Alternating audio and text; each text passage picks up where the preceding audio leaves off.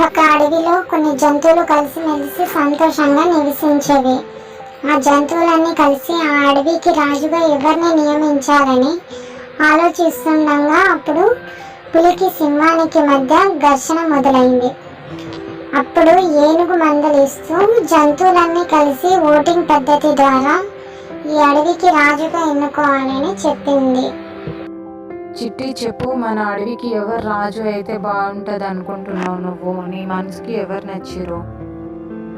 మన అడవిని ఎవరైతే కాపాడుకోగలుగుతారో వాళ్ళనే మనం రాజుగా ఎన్నుకోవాలి.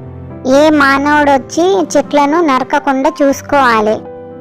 ఇద్దరిలో ఎవరైతే మన అడవికి కాపాడుకోగలుగుతారో, మనకి ఏ ఆపద కూడా రాకుండా చూసుకుంటారో వాళ్ళనే మనం రాజుగా ఎన్నుకుందాం.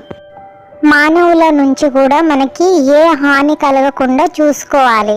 అలాగే చిట్టి, అలాగే చేద్దాం. మనము ఎవరైతే మనకి మన అడవికి హాని కలగకుండా ఏ ఆపద రాకుండా చూసుకుంటారో వాళ్ళనే మనం రాజుగా ఎంచుకుందాం. ఇదే విషయం మన కోతికి చెప్దాం పదా.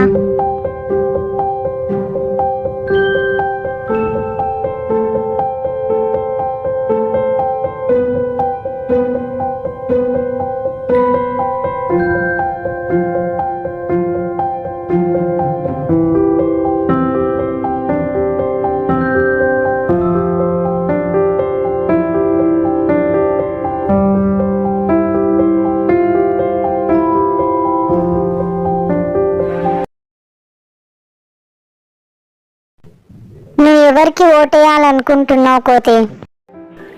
మనం మన అడవిని కాపాడుకోవాలంటే మనమందరం కలిసి సింహానికి ఓటేద్దాం.